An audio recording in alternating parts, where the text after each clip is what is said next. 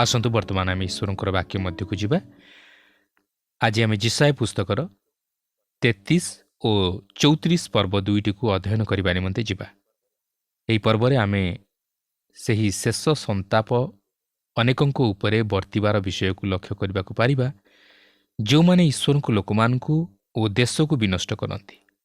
यह निकट भविष्य घटबार विषय नहीं असुरीय मानकु दर्शाए, मात्र यह से शेष दिन में से ही शेष शत्रु पर्यंत विस्तारित हुए।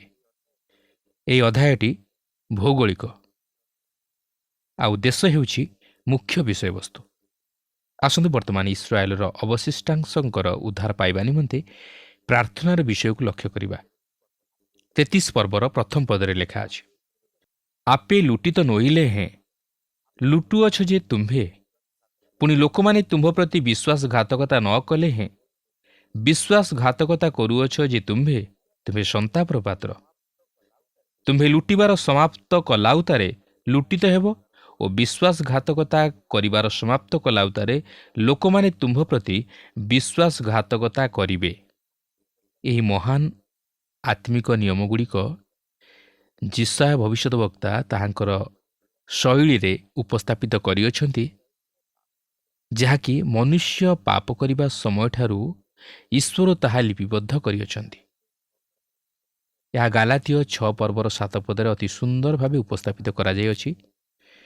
भ्रांत न हुओ, ईश्वर विद्रूपर पात्र नुहंती, कारण मनुष्य जहा बुणे ताहा ही काटिबो।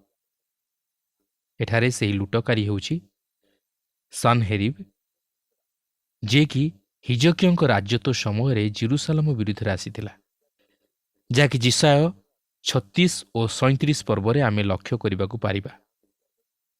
किंतु से जाहु ना कहीं यही पर्वटी असुरीय मानक मध्यरे सीमित होई रहे नाही, मात्र यह मध्य से शेष दिनर विचारर एक छवि प्रदान करे, जहाँकि ईश्वर से सुरक्षित रोम साम्राज्य को पुनर्बार एकत्र करिबा परे सेही भंड ख्रीष्ट पुनर्बार इस्राएल राज्य को विनष्ट करिबो। ईश्वर ख्रीष्टंक द्वितीय आगमन समय ताहार तत्व नेबे।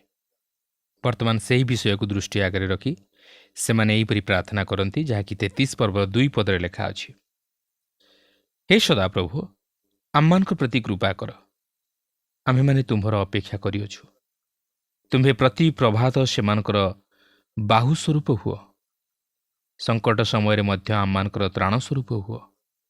यह हेउछि सेही अवशिष्टांश ईश्वर भयकारी इस्राएलर प्रार्थना सही समय और भविष्य मध्य। 33 पर्वर 7 और 8 पदरे लेखा अछि, देख सेमानंकर विक्रमशाली माने बाहरे क्रंदन करुअछंती, संधि अन्वेषणकारी दूत माने अतिशय रोदन करुअछंती। राजपथ सबु नरशून्य, पथिक केही नाही, से नियम भांगी अछि, से नगर सबुको तुच्छ करिअछि, से मनुष्य को गणे नाही। प्रिय बंधु, आमे शांति विषय नहीं कथबार्ता करूँ और अनेक किछि विषय आलोचना करूँ, मात्र आमे ताहा ईश्वरंकर अभिमत अनुजाई बा इच्छा अनुजाई साधन करूना हूँ। 13 पदरे लेखा अछि, हे दूरवर्ती लोक समस्ते, तुमे माने आंभ कृत कर्मर कथा शुण। पुणी हे निकटवर्ती लोक समस्ते, तुमे माने आंभर पराक्रम स्वीकार कर। दुईटी दल एठारे संबोधित होइअछन्ति। लेखा अछि, हे दूरवर्ती लोक समस्ते, एमाने होउछन्ति विजातीय, ओ हे निकटवर्ती लोक समस्ते, एमाने होउछन्ति इस्राएल। मात्र आह्वान हेउछि जेपरि सेमाने ईश्वर को जानिबाकु पारन्ते। 33 पर्वर 14 पदरे लेखा अछि, सियोन रे पापी माने भीत अटन्ति, अधार्मिक मानकु कंप हठात आक्रमण करिअछि। आमानक मध्यरु किए सर्वग्रासक अग्नि रे बास करि पारे? आमानक मध्यरु किए अनंत कालस्थायी ज्वलन रे बास करि पारे? सियोन रे पापी माने एमाने होउछन्ति सेही इस्राएलिय मानक मध्यरु केतक लोक जो माने कि प्रकृत रे इस्राएलिय नुहंती, कारण ईश्वर विहीन इस्राएलिय माने थिले जेपरि कि विजातीय मानक मध्यरे ईश्वर विहीन विजातीय माने थिले। सर्वनाशक अग्नि यह प्रकाशित वाक्य प्रकाश करा जाइथिबा ଅଗ୍ନିମୟ ହ୍ରଦକୁ ଦର୍ଶାଏ ନାହିଁ, ମାତ୍ର ବରଂ ଆମମାନଙ୍କର ଈଶ୍ୱର ଯେ ଗ୍ରାସକାରୀ ଅଗ୍ନି ତାହା ପ୍ରକାଶ କରେ। କାରଣ ସେ ହେଉଛନ୍ତି ପବିତ୍ର ଈଶ୍ୱର ଓ ସେ ସେହି ପ୍ରକାରେ ବିଚାର କରିବା ନିମନ୍ତେ ଇଚ୍ଛା କରନ୍ତି। ପ୍ରିୟ ବନ୍ଧୁ, ଏହି ଜଗତ ଈଶ୍ୱରଙ୍କ ଦ୍ୱାରା ବିଚାରିତ ହେବାକୁ ଯାଉଅଛି। ଈଶ୍ୱରଙ୍କ ବିଚାର ଅତି ଭୟଙ୍କର। ଏହା ଏତେ ସୁନ୍ଦର ବିଷୟ ନୁହେଁ। ତେଣୁ ଏଥିରୁ ରକ୍ଷା ପାଇବାକୁ ହେଲେ ଈଶ୍ୱରଙ୍କ ବାକ୍ୟ ନିୟମିତ ଅଧ୍ୟୟନ କରି ତଦନୁଯାୟୀ ଜୀବନଯାପନ କରିବାକୁ ହେବ। ଏଠାରେ ଏହି ସମସ୍ତ ଯିଶାୟଙ୍କର ବାକ୍ୟ ଓ ଯିଶାୟଙ୍କ ସମ୍ବାଦ ହେଉଛି ଈଶ୍ୱରଙ୍କର ସମ୍ବାଦ ଓ ସେ ଚାହାନ୍ତି ଯେପରି ମନୁଷ୍ୟମାନେ ତାହା ଶୁଣନ୍ତୁ। 15-16 ପଦରେ ଲେଖା ଅଛି, ଯେଉଁ ଲୋକ ଧର୍ମରୂପ ପଥରେ ଚାଲେ ଓ ଯେ ସରଳ କଥା କହେ, ଯେଉଁ ଲୋକ ଉପଦ୍ରବଜାତ ଲାଭ ତୁଚ୍ଛ କରେ ଓ ଲାଞ୍ଚ ଧରିବା ବିଷୟରୁ ଆପଣା ହାତ ଝାଡ଼ିଦିଏ, ଯେ ରକ୍ତପାତ କଥାର ଶ୍ରବଣରୁ ଆପଣା କର୍ଣ୍ଣ ରୋଧ କରେ, ପୁଣି ଦୁଷ୍କର୍ମର ଦର୍ଶନରୁ ଆପଣା ଚକ୍ଷୁ ମୁଦ୍ରିତ କରେ, ସେ ଉଚ୍ଚ ସ୍ଥାନରେ ବାସ କରିବ। ଶୈଳଗଣର ଦୁରାକ୍ରମ ସ୍ଥାନ ତାହାର ଦୁର୍ଗ ସ୍ୱରୂପ ହେବ। ତାହାର ଭକ୍ଷ୍ୟ ତାହାକୁ ଦିଆଯିବ, ତାହାର ଜଳର ଅଭାବ ହେବ ନାହିଁ। ଜଣେ ଯେ କି ଖ୍ରୀଷ୍ଟଙ୍କଠାରେ ତାହାର ବିଶ୍ୱାସ ହେତୁ ଧାର୍ମିକ ବୋଲି ଘୋଷିତ ହୋଇଅଛି, ସେ ଧାର୍ମିକତାରେ ଚାଲିବା ନିମନ୍ତେ ଆହ୍ୱାନପ୍ରାପ୍ତ ହୋଇଅଛି। ସେହି ଭୟଙ୍କର ଦିନରେ ଆମେ ଲକ୍ଷ୍ୟ କରୁ ଯେ ଯେଉଁଠାରେ ପାପ ବହୁଳ ସେଠାରେ ଅନୁଗ୍ରହ ଆହୁରି ଅଧିକ ପ୍ରଚୁର। ଆସନ୍ତୁ ବର୍ତ୍ତମାନ ଶେଷ ଉଦ୍ଧାର ନିମନ୍ତେ ଈଶ୍ୱରଙ୍କର ପ୍ରଶଂସା କରିବାର ବିଷୟକୁ ଲକ୍ଷ୍ୟ କରିବାକୁ ଯିବା। ବର୍ତ୍ତମାନ ଆମେ ଚତୁର୍ଥ ବିଭାଗ ମଧ୍ୟକୁ ଆସୁଅଛୁ, ଯେଉଁଠାରେ ଶେଷ ଉଦ୍ଧାର ସକାଶେ ଈଶ୍ୱରଙ୍କ ଉଦ୍ଦେଶ୍ୟରେ ପ୍ରଶଂସାର ବିଷୟକୁ ଲକ୍ଷ୍ୟ କରିବାକୁ ପାରିବା। 33 ପର୍ବର 20 ଓ 21 ପଦରେ ଲେଖା ଅଛି, ଆମମାନଙ୍କର ପବିତ୍ର ସଭାସ୍ଥାନ ସିଓନ ନଗର ପ୍ରତି ଦୃଷ୍ଟି କର। ତୁମର ଚକ୍ଷୁ ଶାନ୍ତିମୟ ବସତି ସ୍ଥାନ ଜେରୁସାଲେମକୁ ଦେଖିବ। ତାହା ଅଟଳ ତମ୍ବୁ ସ୍ୱରୂପ। ତହିଁର କିଳା ସବୁ କେବେ ଉପୁଡ଼ାଯିବ ନାହିଁ, କିମ୍ବା ତହିଁର କୌଣସି ରଜ୍ଜୁ ଛିଣ୍ଡିବ ନାହିଁ। ମାତ୍ର ସେଠାରେ ସଦାପ୍ରଭୁ ପ୍ରତାପରେ ଆମମାନଙ୍କର ସହବର୍ତ୍ତୀ ହେବେ। ପ୍ରଶସ୍ତ ନଦନଦୀ ଓ ସ୍ରୋତ ସମୂହର ସ୍ଥାନ ସ୍ୱରୂପ ହେବେ। ସେ ସ୍ଥାନରେ ଆହୁଲାଯୁକ୍ତ କୌଣସି ପୋତ ଗମନ କରିବ ନାହିଁ, କିମ୍ବା ଭୟଙ୍କର ଜାହାଜ ତାହା ପାର ହେବ ନାହିଁ। ବାବିଲୋନ ୟୁଫ୍ରାଟିସ୍ ନଦୀ ନିମନ୍ତେ ଗର୍ବିତ, ଅସୁର ଟାଇଗ୍ରିସ୍ ନଦୀ ନିମନ୍ତେ ଗର୍ବିତ, ଆଉ ମିଶର ନୀଳ ନଦୀ ନିମନ୍ତେ ଗର୍ବିତ। ମାତ୍ର ଜେରୁସାଲେମର କୌଣସି ନଦୀ କିମ୍ବା ବନ୍ଦର ନଥିଲା। କିନ୍ତୁ ସେ ଯାଉନା କାହିଁକି, ଜିଖରୀୟ ଭବିଷ୍ୟତ ବକ୍ତା ଏକ ଚମତ୍କାର ଭାବବାଣୀ ପ୍ରଦାନ କରନ୍ତି, ଯାହାକି ଆମମାନଙ୍କ ମନରେ ଏକ ବିଶ୍ୱାସ ଜାତ କରାଇଦିଏ ଯେ ସେହି 1000 ବର୍ଷର ରାଜତ୍ୱ ସମୟରେ ଈଶ୍ୱର ଇସ୍ରାଏଲ ନିମନ୍ତେ ଏକ ବନ୍ଦର ଯୋଗାଇବେ, ଯାହାକି ଜିଖରୀୟ 14 ପର୍ବର 4 ପଦରୁ 8 ପଦ ମଧ୍ୟରେ ପ୍ରକାଶିତ ହୋଇଅଛି। ଏହା ବିଶ୍ୱାସଯୋଗ୍ୟ ଯେ ସେ ଯେଉଁ ଭୂମିକମ୍ପ ବିଷୟ ନେଇ ବର୍ଣ୍ଣନା କରନ୍ତି, ତାହା ସେହି ଭୂମଧ୍ୟ ସାଗର ପର୍ଯ୍ୟନ୍ତ ଏକ ଉପତ୍ୟକା ଖୋଲିଦେବ ଓ ସେହି 1000 ବର୍ଷର ରାଜତ୍ୱ ସମୟରେ ଜେରୁସାଲେମ ଏକ ବନ୍ଦର ନଗରୀରେ ପରିଣତ ହେବ। ଏହି ଭାବବାଣୀର ଆକ୍ଷରିକ ସଫଳତାର ମଧ୍ୟ ଏକ ଆତ୍ମିକ ଶିକ୍ଷା ରହିଅଛି। ଲେଖା ଅଛି, ମାତ୍ର ସେଠାରେ ସଦାପ୍ରଭୁ ପ୍ରତାପରେ ଆମମାନଙ୍କର ସହବର୍ତ୍ତୀ ହେବେ, ପ୍ରଶସ୍ତ ନଦନଦୀ ଓ ସ୍ରୋତ ସମୂହର ସ୍ଥାନ ସ୍ୱରୂପ ହେବେ।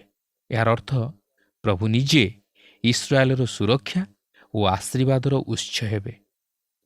33 ପର୍ବର 24 ପଦରେ ଲେଖା ଅଛି, ପୁଣି ମୁଁ ପୀଡ଼ିତ ଅଛି ବୋଲି ନିବାସୀ ଲୋକ କହିବ ନାହିଁ, ତନ୍ନିବାସୀ ଲୋକମାନଙ୍କର ଅପରାଧ କ୍ଷମା କରାଯିବ। ଦେଖନ୍ତୁ, ଏହା ହେଉଛି ଏକ ଗୌରବମୟ ବିଷୟ ଯାହାକି ଜେରୁସାଲେମ ନିମନ୍ତେ ଅପେକ୍ଷା କରି ରହିଅଛି। ଏହା ହେଉଛି ସେହି ଦିନ ଯେଉଁଦିନ ରାଜା ଜେରୁସାଲେମରେ ରହିବେ। ସେହି ଶାନ୍ତିର ରାଜକୁମାର ପୃଥିବୀରେ ଶାନ୍ତି ଆଣିଦେବେ। ତାହା 1000 ବର୍ଷର ଶାନ୍ତି ରାଜ୍ୟ ହେବ।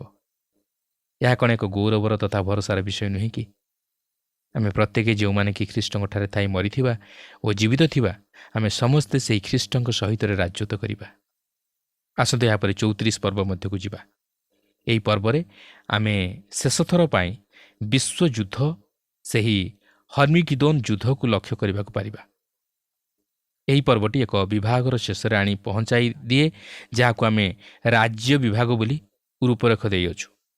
ଏକ ଧାରା ଓ କାର୍ଯ୍ୟକ୍ରମ ଯାହାଦ୍ୱାରା କି ଏହି ପୃଥିବୀ ଉପରେ ସିଂହାସନ ସ୍ଥାପିତ ହୋଇଅଛି। ଏହି ବିଭାଗର ଆରମ୍ଭରୁ ଶେଷ ପର୍ଯ୍ୟନ୍ତ ବିଚାର ହେଉଛି ମୁଖ୍ୟ ପ୍ରସଙ୍ଗ। ଆମମାନେ ଛଅଟି ସନ୍ତାପର ବିଷୟ ନେଇ ଲକ୍ଷ୍ୟ କରିଅଛୁ ଓ ଏକ କ୍ରମ ବିକାଶ ଏହି ଭାବବାଣୀରେ ଲକ୍ଷ୍ୟ କରିଅଛୁ। ଆମେ ଏକ ଆଞ୍ଚଳିକ ପରିସ୍ଥିତିକୁ ଲକ୍ଷ୍ୟ କଲୁ, ଯେଉଁ ପରିସ୍ଥିତିକୁ ଦୃଷ୍ଟି ଆଗରେ ରଖି ଯିଶାୟ ଭାବବାଣୀ ପ୍ରଦାନ କଲେ ଓ ଏହାପରେ ଆମେ ତାହାଙ୍କୁ ସେହି ପ୍ରଶସ୍ତ ଅଞ୍ଚଳ ମଧ୍ୟକୁ ଗତି କରିବାର ଲକ୍ଷ୍ୟ କଲୁ, ଯାହାକି ସେ ସେହି ଶହ ଶହ ବର୍ଷ ଆଗକୁ ସେହି ଆଗାମୀ ଭବିଷ୍ୟତର ବିଚାର ସମୟକୁ ଦୃଷ୍ଟି କଲେ, ଯାହାକୁ ପ୍ରଭୁ ଯୀଶୁ ମହାକ୍ଲେଶର ସମୟ ବୋଲି କହିଥିଲେ। ତାହାର ଆଗକୁ ଆମେ ସେହି ରାଜାଙ୍କର ଆଗମନକୁ ଦେଖିଲୁ। କିନ୍ତୁ ସେ ଯାଉନା କାହିଁକି ଆମମାନଙ୍କ ସମୟରେ ଆମମାନେ ଏକ ରାଜାଙ୍କର ଅନ୍ୱେଷଣରେ ନାହୁଁ, ମାତ୍ର ଆମମାନଙ୍କର ଉଦ୍ଧାରକର୍ତ୍ତାଙ୍କର ଅନ୍ୱେଷଣରେ ଅଛୁ। ଆମମାନେ ସେହି ଅପୂର୍ବ ଭରସାର ଅନ୍ୱେଷଣରେ ଅଛୁ ଓ ଆମମାନଙ୍କର ମହାନ ଈଶ୍ୱର ତଥା ଉଦ୍ଧାରକର୍ତ୍ତା ପ୍ରଭୁ ଯୀଶୁଖ୍ରୀଷ୍ଟଙ୍କର ଗୌରବର ପ୍ରକାଶର ଅପେକ୍ଷାରେ ଅଛୁ। ସେଥିପାଇଁ ତିତସ୍ 2:13 ଲେଖା ଅଛି, ଆଉ ସେହି ଆନନ୍ଦଦାୟକ ଭରସା ପୁଣି ଆମ୍ଭମାନଙ୍କ ମହାନ ଈଶ୍ୱର ଓ ତ୍ରାଣକର୍ତ୍ତା ଖ୍ରୀଷ୍ଟ ଯୀଶୁଙ୍କ ଗୌରବର ପ୍ରକାଶ ଅପେକ୍ଷାରେ ରହୁ। ଏଥିନିମନ୍ତେ ଆମମାନଙ୍କୁ ଶିକ୍ଷା ଦେଉଅଛି। ସେ ତାହାଙ୍କର ଖ୍ରୀଷ୍ଟ ବିଶ୍ୱାସୀ ମଣ୍ଡଳୀକୁ ଏହି ଜଗତରୁ ଉଠାଇ ନେଇଯିବା ପରେ ଯେଉଁମାନେ ଅବଶିଷ୍ଟ ରହିବେ, ସେମାନେ ଭୟଙ୍କର ତଥା ମହାକ୍ଲେଶର ସମୟ ମଧ୍ୟ ଦେଇ ଗତି କରିବେ, ଯାହାକି ଏକ ଯୁଦ୍ଧର ସହିତ କିମ୍ବା ହର୍ମିଗିଦୋନ୍ର ସାମରିକ ଅଭିଯାନରେ ସମାପ୍ତ ହେବ। ଏହି ପର୍ବଟି ଜଗତର ଲୋକମାନଙ୍କର ଦାର୍ଶନିକ ଚିନ୍ତାଧାରାର ବିରୋଧ କରେ, କାରଣ ମନୁଷ୍ୟ ନିଜର ଉଦ୍ୟମରେ ଏହି ଜଗତର ଉନ୍ନତି ସାଧନ ଓ ଏହାର ପରିବର୍ତ୍ତନ ଘଟାଇବା ନିମନ୍ତେ ଚାହେଁ। ସେ ନିଜର ଉଦ୍ୟମରେ ଶାନ୍ତି ପ୍ରତିଷ୍ଠା କରିବାକୁ ଚାହେଁ ଓ ଶୃଙ୍ଖଳିତ କରିବାକୁ ଚାହେଁ। ସେ ଭାବେ ଯେ ସେ ନିଜର ଚେଷ୍ଟାରେ ସବୁକିଛି ସାଧନ କରିପାରିବ ଓ ନିଜକୁ ପ୍ରତିଷ୍ଠିତ କରିପାରିବ। ସେ ଭାବେ ଯେ ଏହି ଜଗତରେ ସେ ପ୍ରତ୍ୟେକ ଦିନ ଓ ପ୍ରତ୍ୟେକ କ୍ଷେତ୍ରରେ ଭଲରୁ ଭଲ ହେବାକୁ ଯାଉଅଛି। ସେ ଭାବେ ଯେ ସେ କିଛି ବିଷୟ ମଧ୍ୟକୁ ଗତି କରୁଅଛି, ଯାହାକି ଅତି ମହାନ ଓ ଉତ୍ତମ ଅଟେ। ଈଶ୍ୱରଙ୍କ ବାକ୍ୟ ମଧ୍ୟ ଏହି ପୃଥିବୀର ଏକ ଚମତ୍କାର ଭବିଷ୍ୟତ ପ୍ରତି ଦୃଷ୍ଟି କରେ, ମାତ୍ର ଏହା ମନୁଷ୍ୟର ଉଦ୍ୟମରେ ଉପଭୋଗ୍ୟ ନୁହେଁ। ପ୍ରତ୍ୟେକଟି ବିଷୟ ଯାହାକି ମନୁଷ୍ୟ ଈଶ୍ୱରଙ୍କୁ ପଛରେ ପକାଇ ଦେଇ ନିର୍ମାଣ କରିଅଛି, ସେହିସବୁ ଏକ ଭୟଙ୍କର ବିଚାରର ସମ୍ମୁଖୀନ ହେବାକୁ ଯାଉଅଛି, କାରଣ ମନୁଷ୍ୟର ସମସ୍ତ କର୍ମ ଈଶ୍ୱରଙ୍କର ବିରୋଧ କରେ ଓ ଏହା ନିଶ୍ଚିତ ଭାବେ ଶେଷରେ ଏକ ଦ୍ୱନ୍ଦ୍ୱ ସୃଷ୍ଟି କରିବ। ଆଉ ସେହି ଦ୍ୱନ୍ଦ୍ୱ ଏଠାରେ ଆମମାନଙ୍କ ସମ୍ମୁଖରେ ସେହି ହର୍ମିଗିଦୋନ୍ ଯୁଦ୍ଧ ରୂପେ ଉପସ୍ଥାପିତ କରାଯାଇଅଛି। ମନୁଷ୍ୟର ପାପ ଶେଷରେ ପାପର ମନୁଷ୍ୟରେ ପରିଣତ ହେବ, ଯିଏକି ନିଜ ନିମନ୍ତେ ଏକ ରାଜ୍ୟ ଆଣିବା ପାଇଁ ଚେଷ୍ଟା କରିବ, ଆଉ ସେହି ରାଜ୍ୟ ହେବ ମହାକ୍ଲେଶର ସମୟ। ଏହାର ପରିସମାପ୍ତି କେବଳ ଏହି ପୃଥିବୀ ଉପରକୁ ଖ୍ରୀଷ୍ଟଙ୍କର ଆଗମନରେ ସମାପ୍ତ ହେବ, ଯିଏକି ଏହି ପୃଥିବୀ ଉପରେ ତାହାଙ୍କର ଶାନ୍ତି ରାଜ୍ୟ ପ୍ରତିଷ୍ଠା କରିବା ନିମନ୍ତେ ଆଗମନ କରୁଅଛନ୍ତି। ଏହି ପର୍ବଟି ପୁରାପୁରି ଭବିଷ୍ୟତ ପ୍ରତି ଦୃଷ୍ଟି କରେ। ଅସୁରୀୟମାନେ ଉଭେଇ ଯାଇଅଛନ୍ତି। ଏହି ଅସୁରୀୟମାନଙ୍କର ପତନ ପରେ ଯେତେବେଳେ ସେହି ଅନ୍ଧକାରର ସମୟ ପୁନର୍ବାର ଦିଗ୍ବଳୟରେ ଏକତ୍ରିତ ହେବାକୁ ଆରମ୍ଭ କଲା, ସେତେବେଳେ ଯିଶାୟ ତାହାଙ୍କର ସମୟ ମଧ୍ୟରୁ ବାହାରିଯାଇ ସେହି ଶେଷ ସମୟର ବିଷୟ ସବୁକୁ ଅଧିକରୁ ଅଧିକ ଗୁରୁତ୍ୱ ଦିଅନ୍ତି। ଏହା ଈଶ୍ୱରଙ୍କ ଅବତାର ଗ୍ରହଣର ନିଗୂଢ଼ ବିଷୟର ଭାବବାଣୀ ଥିଲା, ଯେଉଁଥିପାଇଁ ଏହି ସମସ୍ତ ବିଷୟ ପଥ ପ୍ରସ୍ତୁତ କରିବାକୁ ଥିଲା। 34 ପର୍ବର ପ୍ରଥମ ପଦରେ ଏହିପରି ଲେଖା ଅଛି, ହେ ଦେଶୀୟଗଣ ନିକଟକୁ ଆସି ଶ୍ରବଣ କର, ହେ ଗୋଷ୍ଠୀଗଣ ତୁମେମାନେ ମନୋଯୋଗ କର, ପୃଥିବୀ ଓ ତତ୍ପୂର୍ଣ୍ଣତା ଶ୍ରବଣ କରୁ, ଜଗତ ଓ ତଦ୍ୟୁତ୍ପନ୍ନ ସକଳ ପଦାର୍ଥ ଶ୍ରବଣ କରୁ। ଯିଶାୟ ପ୍ରଥମ ପର୍ବର 2 ପଦରେ ଈଶ୍ୱର ତାହାଙ୍କର ଇସ୍ରାଏଲ ଜାତି ଉପରେ ଯେଉଁ ବିଚାର ବର୍ତ୍ତାଇଥିଲେ, ତହିଁର ସାକ୍ଷୀ ହେବା ନିମନ୍ତେ ସେ ସ୍ୱର୍ଗ ଓ ପୃଥିବୀକୁ ଡାକିଥିଲେ। ମାତ୍ର ଏହି ପର୍ବରେ ଈଶ୍ୱର ଗୋଷ୍ଠୀୟମାନଙ୍କ ଉପରେ ତାହାଙ୍କର ଶେଷ ବିଚାର ନେଇ ସାକ୍ଷୀ ହେବା ନିମନ୍ତେ କେବଳ ପୃଥିବୀର ଗୋଷ୍ଠୀୟମାନଙ୍କୁ ଡାକନ୍ତି। 34 ପର୍ବର 2 ପଦରେ ଲେଖା ଅଛି, କାରଣ ଦେଶୀୟ ସମସ୍ତଙ୍କ ପ୍ରତିକୂଳରେ ସଦାପ୍ରଭୁଙ୍କର କ୍ରୋଧ ଓ ସେମାନଙ୍କର ସମସ୍ତ ସୈନ୍ୟ ସାମନ୍ତର ପ୍ରତିକୂଳରେ ତାହାଙ୍କର ପ୍ରଚଣ୍ଡ କୋପ ଅଛି। ସେ ସେମାନଙ୍କୁ ସମ୍ପୂର୍ଣ୍ଣ ରୂପେ ବିନାଶ କରିଅଛନ୍ତି। ସେ ସେମାନଙ୍କୁ ହତ ହେବା ନିମନ୍ତେ ସମର୍ପଣ କରିଅଛନ୍ତି। ଏହି ବିଚାରକୁ ଦର୍ଶାଇବାକୁ ଯାଇ ବ୍ୟବହାର କରାଯାଇଥିବା ଶବ୍ଦଗୁଡ଼ିକୁ ଅତି ଯତ୍ନର ସହିତ ଲକ୍ଷ୍ୟ କରନ୍ତୁ। ଲେଖା ଅଛି, ସଦାପ୍ରଭୁଙ୍କର କ୍ରୋଧ, ତାହାଙ୍କର ପ୍ରଚଣ୍ଡ କୋପ, ସମ୍ପୂର୍ଣ୍ଣ ରୂପେ ବିନାଶ ହତ ହେବା ନିମନ୍ତେ ସମର୍ପଣ କରିଅଛନ୍ତି। ଦେଖନ୍ତୁ, ଏହି ବିଚାର ସମଗ୍ର ବିଶ୍ୱ ନିମନ୍ତେ ଓ ଏହା ଅତି ଭୟଙ୍କର। ଏହି ବିଚାର ପୃଥିବୀ ଇତିହାସରେ ଅନ୍ୟ କୌଣସି କ୍ଲେଶ ସହିତ ସମାନ କରାଯାଇ ନପାରେ। ପ୍ରିୟ ବନ୍ଧୁ, ଏହି ଯେଉଁ ଜଗତରେ ଆମେ ବସବାସ କରୁଅଛୁ, ଏହା ଈଶ୍ୱରଙ୍କ ବିଚାର ଦିନ ଆଡ଼କୁ ଗତି କରୁଅଛି। ପାପୀ ମନୁଷ୍ୟ ନିମନ୍ତେ ଏକ ଚମତ୍କାର ଦିନ ଆସିବା ପରିବର୍ତ୍ତେ ଏକ ବିଚାରର ଦିନ ଆସୁଅଛି। ଆମମାନଙ୍କ ଚତୁଃପାର୍ଶ୍ୱରେ ଥିବା ସମସାମୟିକ ସଭ୍ୟତା ମଧ୍ୟରେ ଆମମାନେ ଯେଉଁ ସମସ୍ତ ବିଷୟ ସବୁକୁ ଲକ୍ଷ୍ୟ କରୁଅଛୁ, ଏହା ଈଶ୍ୱରଙ୍କ ବିଚାରର ସମ୍ମୁଖୀନ ହେବାକୁ ଯାଉଅଛି। 34 ପର୍ବର 3 ପଦରେ ଲେଖା ଅଛି, ସେମାନଙ୍କର ହତ ଲୋକମାନେ ବାହାରେ ନିକ୍ଷିପ୍ତ ହେବେ, ସେମାନଙ୍କ ଶବରୁ ଦୁର୍ଗନ୍ଧ ଉଠିବ ଓ ସେମାନଙ୍କ ରକ୍ତରେ ପର୍ବତମାନ ତରଳିଯିବ। ମୋର ଚିନ୍ତାଧାରାରେ ପବିତ୍ର ବାଇବଲ ମଧ୍ୟରେ ଏହି ଯେଉଁ ବିଷୟ ବର୍ଣ୍ଣିତ ହୋଇଅଛି, ଏହା ଅତି ଭୟଙ୍କର ଓ ମର୍ମନ୍ତୁଦ ଘଟଣା। ପ୍ରଭୁ ଯୀଶୁଖ୍ରୀଷ୍ଟ ଏହି ଜଗତରେ ଥିବା ସମୟରେ ଯାହା ସବୁ ଘଟିବ ବୋଲି କହିଥିଲେ ଓ ଏହି ପୃଥିବୀ ଉପରେ ଆଗାମୀ ବିଚାର ବିଷୟ ନେଇ ପ୍ରକାଶିତ ବାକ୍ୟ ଯାହା ସବୁ ଶିକ୍ଷା ଦିଏ, ଏହି ଭାବବାଣୀ ତାହାକୁ ସ୍ପଷ୍ଟ କରିଦିଏ। ଆଜି ଅନେକ ଲୋକ ଏହି ବିଚାରକୁ ସନ୍ଦେହ କରନ୍ତି। ସେମାନେ ବିଶ୍ୱାସ କରିପାରନ୍ତି ନାହିଁ ଯେ ଏହା ଘଟିବ ବୋଲି। ନୋହଙ୍କ ସମୟରେ ଯେପରି ଲୋକମାନେ ବିଚାର ବିଷୟରେ ଶୁଣି ମଧ୍ୟ ନ ଶୁଣିବା ପରି ହୋଇ ନିଜ ନିଜ ଭୋଗବିଳାସରେ ମତ୍ତ ହୋଇ ରହିଲେ ଓ ଯେପରି ଜଳପ୍ଲାବନ ଦ୍ୱାରା ବିନଷ୍ଟ ହେଲେ, ସେହିପରି ଆଜି ମଧ୍ୟ ଅନେକ ଈଶ୍ୱରଙ୍କ ବିଚାର ବିଷୟ ନେଇ ଅବିଶ୍ୱାସ କରି ଅଧର୍ମରେ କାଳାତିପାତ କରନ୍ତି। ମାତ୍ର ଈଶ୍ୱର କହନ୍ତି, ସେହି ବିଚାର ଘନେଇ ଆସୁଅଛି ଓ ଏହା ନିଶ୍ଚିତ ଭାବେ ଘଟିବାକୁ ଯାଉଅଛି। ପ୍ରଭୁ ଯୀଶୁଙ୍କର ପ୍ରଥମ ଆଗମନ ବିଷୟ ନେଇ ଭାବବାଣୀ ଯେପରି ସଫଳ ହେଲା, ସେପରି ତାହାଙ୍କର ଦ୍ୱିତୀୟ ଆଗମନ ମଧ୍ୟ ସଫଳ ହେବାକୁ ଯାଉଅଛି। ପ୍ରଭୁ ଯୀଶୁଖ୍ରୀଷ୍ଟ ଏହି ଜଗତର ବିଚାର କରି ଏହି ଜଗତରେ ତାହାଙ୍କର ଶାନ୍ତି ରାଜ୍ୟ ପ୍ରତିଷ୍ଠା କରିବାକୁ ଯାଉଅଛନ୍ତି। 34 ପର୍ବର 4 ପଦରେ ଲେଖା ଅଛି, ପୁଣି ଆକାଶମଣ୍ଡଳର ସୈନ୍ୟ ସମସ୍ତେ କ୍ଷୟ ପାଇବେ ଓ ଗଗନମଣ୍ଡଳ ଲେଖାପତ୍ର ତୁଲ୍ୟ ଗୁଡ଼ା ହେବ, ଆଉ ଯେପରି ଦ୍ରାକ୍ଷାଲତାର ଜୀର୍ଣ୍ଣପତ୍ର ଓ ଡିମ୍ବୁରି ବୃକ୍ଷର ଜୀର୍ଣ୍ଣପତ୍ର, ସେପରି ସେମାନଙ୍କର ସୈନ୍ୟ ସାମନ୍ତ ସବୁ କ୍ଷୟ ପାଇବେ। ଆପଣ ଯେତେବେଳେ ଏକ ବୃକ୍ଷରୁ ଏକ ପତ୍ର ଖସି ପଡ଼ିବାର ଦେଖନ୍ତି, ଆପଣ ତାହାକୁ ପୁନର୍ବାର ସେହି ବୃକ୍ଷର ଶାଖାରେ ସଂଯୁକ୍ତ କରିବା ନିମନ୍ତେ ଚେଷ୍ଟା କରିପାରନ୍ତି, ମାତ୍ର ଏହା ଆଦୌ ତହିଁରେ ଲାଗି ରହେ ନାହିଁ କି ବଞ୍ଚେ ନାହିଁ। ଆଉ ଠିକ୍ ସେହିପରି ବିଚାର ନିଶ୍ଚିତ ଭାବେ ଘଟିବାକୁ ଯାଉଅଛି ଓ ଆପଣ ଏହାକୁ ଅଟକାଇ ରଖିପାରିବେ ନାହିଁ। ଆପଣ କେବଳ ଗୋଟିଏ ବିଷୟ କରିପାରିବେ, ଆପଣ ଆପଣଙ୍କର ସୁରକ୍ଷା ନିମନ୍ତେ ଏକ ଆଶ୍ରୟସ୍ଥଳର ଆୟୋଜନ କରିପାରିବେ। ଈଶ୍ୱରଙ୍କ ବାକ୍ୟ ଶୁଣନ୍ତୁ ଓ ମନେ ରଖନ୍ତୁ ଯେ ସେହି ଯେଉଁ ଝଡ଼ ପୃଥିବୀ ଉପରକୁ ମାଡ଼ି ଆସୁଅଛି, ସେହି ସମୟରେ ପ୍ରଭୁ ଯୀଶୁଖ୍ରୀଷ୍ଟ ହିଁ କେବଳ ଆପଣଙ୍କର ଆଶ୍ରୟସ୍ଥଳ ହୋଇପାରିବେ। ଆପଣ ଯଦି ତାହାଙ୍କଠାରେ ଆଶ୍ରୟ ନିଅନ୍ତି ଓ ତାହାଙ୍କୁ ନିଜର ଆଶ୍ରୟସ୍ଥଳ କରନ୍ତି, ତାହେଲେ ଆପଣ ସେହି ଭୟଙ୍କର ବିଚାରରୁ ରକ୍ଷା ପାଇବେ। ବର୍ତ୍ତମାନ ଆମେ ଇଦୋମ ବିଷୟରେ ଭାବବାଣୀ ପ୍ରଦାନ କରାଯାଇଥିବାର ଲକ୍ଷ୍ୟ କରିବାକୁ ଯିବା, ଯେ କି ଈଶ୍ୱରଙ୍କର ଶତ୍ରୁମାନଙ୍କୁ ଉପସ୍ଥାପିତ କରେ। 34 ପର୍ବର 5 ପଦରେ ଲେଖା ଅଛି, କାରଣ ଆମ୍ଭର ଖଡ଼୍ଗ ସ୍ୱର୍ଗରେ ପରିତୃପ୍ତ ରୂପେ ପାନ କରିଅଛି।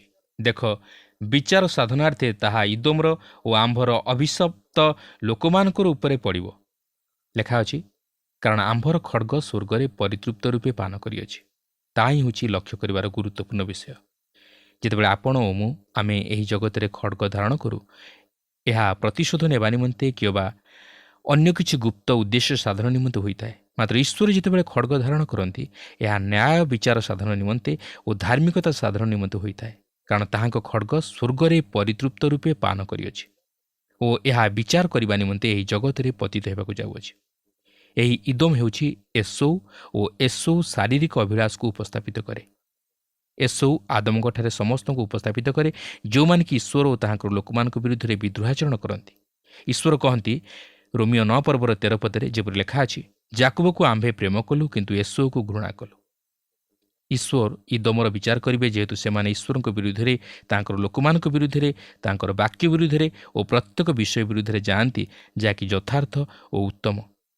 8 ପଦରେ ଲେଖା ଅଛି, କାରଣ ଏହା ସଦାପ୍ରଭୁଙ୍କର ପ୍ରତିଶୋଧର ଦିନ, ଏହା ସିଓନର ବିବାଦ ସମ୍ବନ୍ଧୀୟ ପ୍ରତିଫଳର ବର୍ଷ। ଏହା ହେଉଛି ସଦାପ୍ରଭୁଙ୍କର ପ୍ରତିଶୋଧର ଦିନ। ଏହା ଆମେ ପୁନର୍ବାର ଜିସାୟ 63 ପର୍ବର ପ୍ରଥମ 6 ପଦ ମଧ୍ୟରେ ଲକ୍ଷ୍ୟ କରିବାକୁ ପାରିବା। ଆପଣ ଏହାକୁ ବନ୍ଦ କରିପାରିବେ ନାହିଁ କି ଆପଣ ଏହାର ପ୍ରତିରୋଧ କରିପାରିବେ ନାହିଁ। ଈଶ୍ୱର କହନ୍ତି ଯେ ଏହି ଜଗତରେ ଧାର୍ମିକତାର ବିଷୟ ସାଧିତ ହେବାକୁ ଅଛି, ନ୍ୟାୟ ବିଚାର ପ୍ରତିଷ୍ଠିତ ହେବାକୁ ଅଛି ଏହାକୁ ପ୍ରତିଷ୍ଠିତ କରିବାକୁ ହେଲେ ତାହାଙ୍କୁ ଏହି ପୃଥିବୀ ଉପରୁ ଦୁଷ୍ଟ ଓ ଅଧାର୍ମିକମାନଙ୍କୁ ନିପାତ କରିବାକୁ ହେବ। ଅନେକ ଲୋକ ଈଶ୍ୱରଙ୍କ ନିକଟରେ ନତମସ୍ତକ ହେବେ ନାହିଁ, କିନ୍ତୁ ଯେହେତୁ ଏହା ଈଶ୍ୱରଙ୍କର ଜଗତ, ସେମାନେ କେଉଁଆଡ଼େ ଯିବେ? ସେମାନଙ୍କ ନିମନ୍ତେ ସେ କେବଳ ଏକମାତ୍ର ସ୍ଥାନ ପ୍ରସ୍ତୁତ କରି ରଖିଅଛନ୍ତି, ଆଉ ତାହା ହେଉଛି ନରକ। ଆପଣ ଏହି ନରକ ବିଷୟ ନେଇ ଅନ୍ୟ କିଛି ଭାଇପାରନ୍ତି, ମାତ୍ର ଏହା ଯେ ଆକ୍ଷରିକ ଅଗ୍ନିଠାରୁ ଅଧିକ ଭୟଙ୍କର ତାହା ନିଃସନ୍ଦେହରେ କୁହାଯାଇପାରେ। ଈଶ୍ୱରଙ୍କ ବାକ୍ୟ କେବେ ହେଲେ ବୃଥା ହେବ ନାହିଁ କି ନିଷ୍ଫଳ ହେବ ନାହିଁ।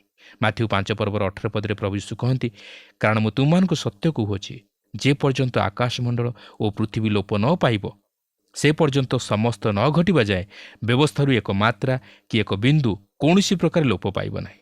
ତେଣୁ ପ୍ରିୟ ବନ୍ଧୁ, ସେହି ଆଗାମୀ ବିଚାର ନିମନ୍ତେ ଆମ ପ୍ରତ୍ୟେକଙ୍କୁ ସତର୍କ ରହିବାକୁ ହେବ ଓ ସେହି ଖ୍ରୀଷ୍ଟଙ୍କୁ ଆଶ୍ରୟସ୍ଥଳ ରୂପେ ଗ୍ରହଣ କରିନେବାକୁ ହେବ।